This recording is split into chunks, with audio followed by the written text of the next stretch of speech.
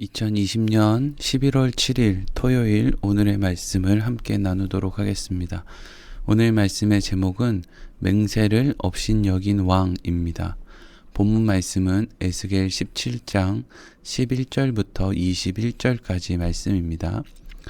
여호와의 말씀이 또 내게 임하여 이르시되 너는 반역하는 족속에게 묻기를 너희가 이 비유를 깨닫지 못하겠느냐 하고 그들에게 말하기를 바벨론 왕이 예루살렘에 이르러 왕과 고관을 사로잡아 바벨론 자기에게로 끌어가고 그 왕족 중에서 하나를 택하여 언약을 세우고 그에게 맹세하게 하고 또 그 땅에 능한 자들을 옮겨갔나니 이는 나라를 낮추어 스스로 서지 못하고 그 언약을 지켜야 능히 서게 하려 하였음이거늘 그가 사절을 애굽에 보내 말과 군대를 구함으로 바벨론 왕을 배반하였으니 형통하겠느냐?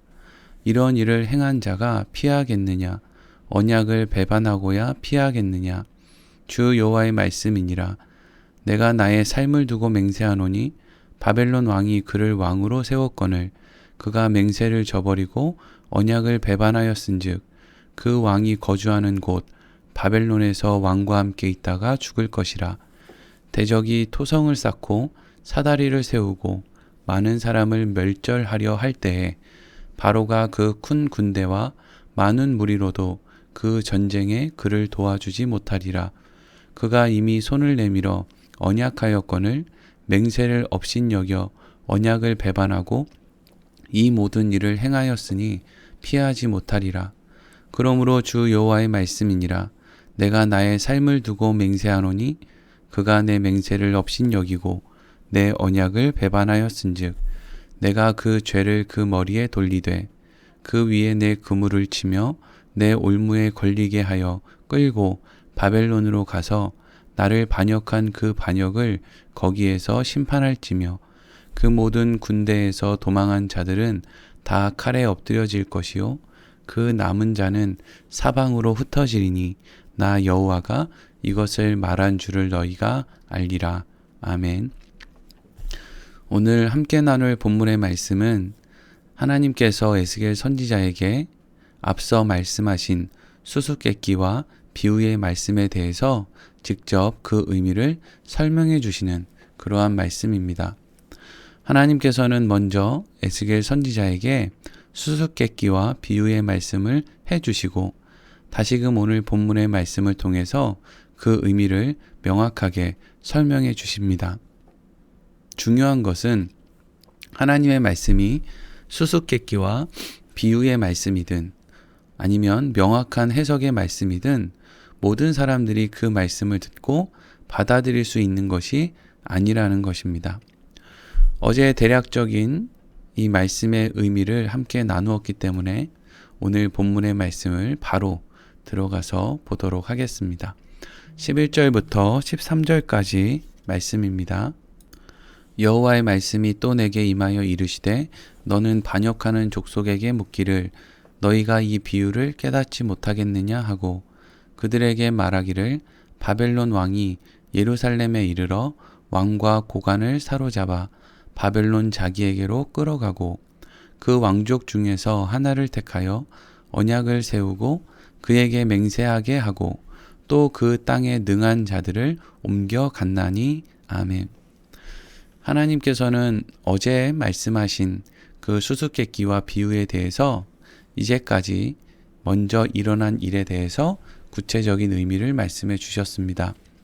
이제까지 일어난 일이라는 것이 무엇인가? 그것은 남유당의 왕이었던 여호야긴이 에스겔을 비롯한 종교 지도자들과 함께 바벨론으로 잡혀간 것을 말씀하시고 여호야긴을 대신해서 그의 작은 아버지였던 시드기야가 남유다의 왕으로 세워질 것이다 라고 말씀하신 것이었습니다. 특별히 하나님께서 시드기야가 남유다의 왕으로 세워지는 과정에서 일어나는 일에 대해서 언급을 하셨는데 그것은 하나님께서 그를 통해서 언약을 세우고 그에게 맹세하게 하였다 하는 것입니다. 이 대목에서 시드기야가 왕이 되는 과정에서 있었던 일을 기록한 역대하의 말씀을 함께 살펴보도록 하겠습니다. 역대하 36장 11절부터 13절까지 말씀입니다.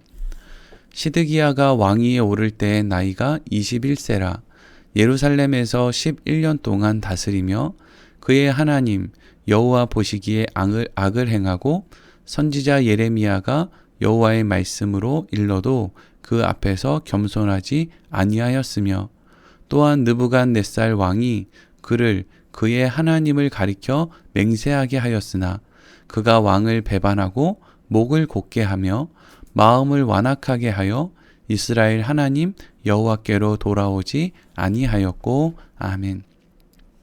시드기야는 잡혀간 여호야긴을 대신해서 남유다의 왕이 될 때 그의 나이가 21살이었다 라고 말하고 있습니다. 그리고 그는 11년 동안 남유다를 다스렸다고 기록하고 있습니다. 그런데 중요한 것은 그가 왕이 될 때 어떠한 과정을 거쳤는가 하는 것입니다. 시드기야를 왕으로 세운 것은 누구라고 기록하고 있습니까? 바벨론의 왕 느부갓네살이 시드기야를 왕으로 세웠다고 기록하고 있습니다. 느부갓네살은 여호야긴이라고 하는 왕을 바벨론으로 잡아가고 대신 시드기야를 남유다의 왕으로 세우면서 어떠한 행동을 하도록 했는가? 자신을 배신하지 않을 것에 대해서 그가 믿는 하나님을 가리켜 맹세하게 하였다고 기록하고 있습니다. 당시 느부갓네살은 다니엘을 통해서 하나님의 존재를 알고 있었고 남유다의 사람들이 하나님을 믿고 있다는 것을 분명히 알고 있었습니다. 그러니까 느부갓네살은 시드기야에게 하나님 앞에서 맹세하도록 그렇게 하면 시드기야가 자신을 결코 맹세하지 않을 것이라고 생각했던 것이죠. 우리는 이러한 기록을 통해서 시드기야 왕이 바벨론에 대해서 어떠한 행동을 해야만 했는지를 분명하게 알 수 있습니다. 그것은 그가 하나님을 가리켜 느부갓네살을 배신하지 않겠다라고 맹세한 것 같이 바벨론에 대해서 철저히 복종하는 것이 시드기야의 행동이었던 것입니다. 그런데 하나님께서는 왜 이러한 과정을 거쳐서 시드기야가 바벨론에 복종하도록 하신 것입니까? 그것이 오늘 본문 14절에 기록되어 있습니다. 오늘 14절 말씀입니다. 이는 나라를 낮추어 스스로 서지 못하고 그 언약을 지켜야 능히 서게 하려 하였음이거늘. 아멘. 하나님께서는 남유다의 멸망 직전에 시드기야 왕을 통해서 하나님과의 언약을 지킬 수 있는 기회를 다시 허락한 것이었습니다. 시드기야 왕은 바벨론의 느부갓네살 왕 앞에서 하나님의 이름을 가리켜 하나님 앞에 한 맹세 내용을 그저 지키면 되는 것이었습니다. 사실 그렇게만 했다면 시드기야의 눈이 뽑히거나 그가 죽임을 당하거나 또 예루살렘이 함락되기 전에 그렇게 바벨론 군대에 의해서 기근을 당해서 자신의 자식까지 잡아먹는 그러한 끔찍한 일은 일어나지 않았을 것입니다. 그런데 문제는 시드기야 왕이 단순히 바벨론의 왕 느부갓네살을 배신한 것만이 아니라 자신이 하나님 앞에서 한 그 맹세를 배신했다는 것이죠. 그래서 느부갓네살 왕과의 약속과 하나님 앞에서 행한 맹세를 따르지 않았던 시드기야에게는 결국 어떤 일이 일어나게 됩니까? 오늘 본문 15절부터 18절까지 말씀입니다. 그가 사절을 애굽에 보내 말과 군대를 구함으로 바벨론 왕을 배반하였으니 형통하겠느냐? 이런 일을 행한 자가 피하겠느냐? 언약을 배반하고야 피하겠느냐? 주 여호와의 말씀이니라. 내가 나의 삶을 두고 맹세하노니 바벨론 왕이 그를 왕으로 세웠거늘 그가 맹세를 저버리고 언약을 배반하였은즉 그 왕이 거주하는 곳 바벨론에서 왕과 함께 있다가 죽을 것이라. 대적이 토성을 쌓고 사다리를 세우고 많은 사람을 멸절하려 할 때에 바로가 그 큰 군대와 많은 무리로도 그 전쟁에 그를 도와주지 못하리라. 그가 이미 손을 내밀어 언약하였거늘 맹세를 없인 여겨 언약을 배반하고 이 모든 일을 행하였으니 피하지 못하리라. 아멘. 시드기야 왕은 바벨론에게 복종해야만 했지만 그렇게 하지 않고 오히려 애굽에 사절을 보내서 말과 군대를 요청했습니다. 하나님께서는 시드기야 왕의 이러한 행동이 느부갓네살 왕과의 언약을 배반한 것과 동시에 하나님과 맺은 언약을 배신한 것이라고 말씀하셨습니다. 그래서 이러한 행동을 한 시드기야 왕에게 어떠한 일이 일어납니까? 애굽의 왕이 큰 군대를 보냈음에도 바벨론의 군대를 물리치지 못하고 결국 예루살렘 성읍이 완전히 멸망을 당하고 말게 되었습니다. 그리고 이어지는 말씀을 보겠습니다. 19절부터 21절입니다. 그러므로 주 여호와의 말씀이니라.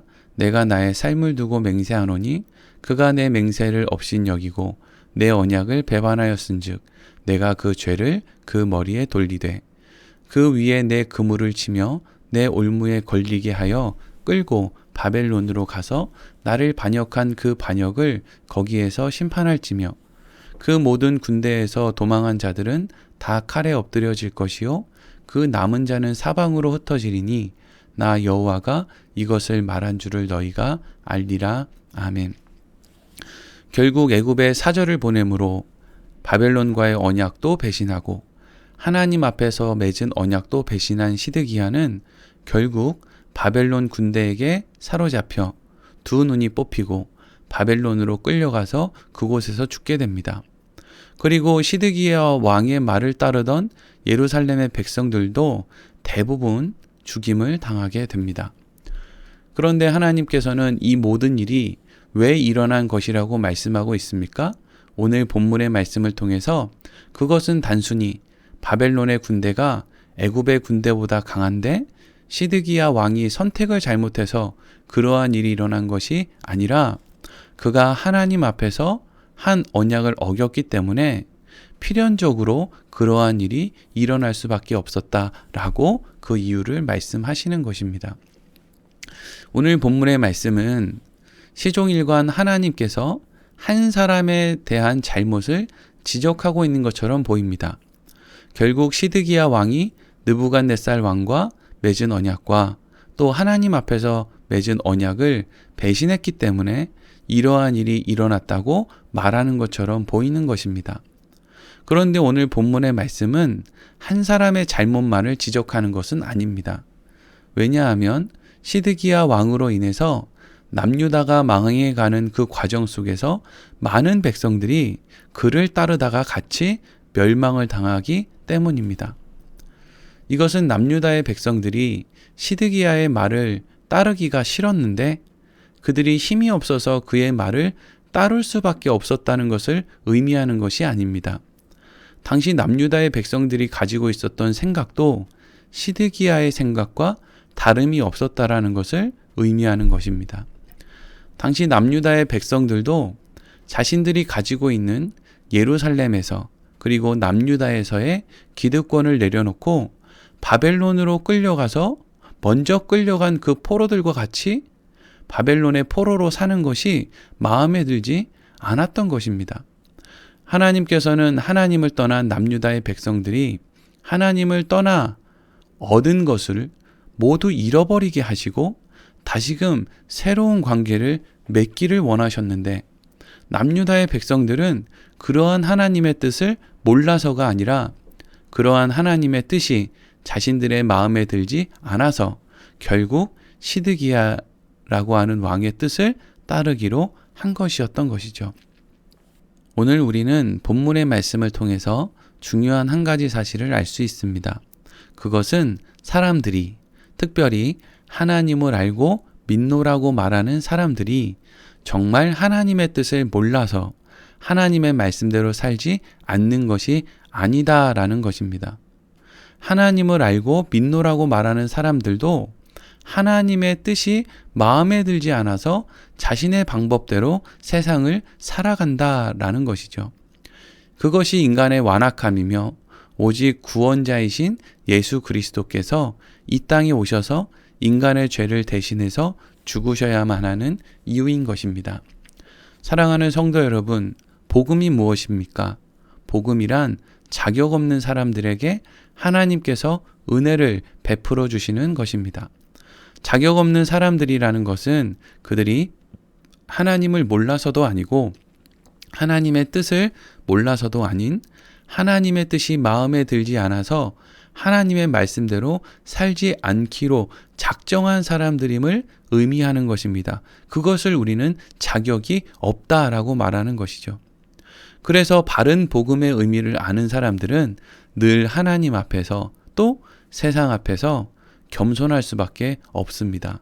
할 말이 없기 때문이죠. 별 볼 일 없는 자신의 자격을 드러내기보다 오직 하나님의 은혜를 자랑할 수밖에 없는 자리를 지키며 하나님께서 허락하신 날 동안 살아가는 사람들이 되는 것입니다. 다음 시간에는 이렇게 하나님의 뜻을 알고도 하나님의 말씀을 따르지 않는 사람들을 향한 하나님께서 세운 계획에 대한 말씀을 함께 이어서 나누도록 하겠습니다. 오늘 말씀 마치도록 하겠습니다.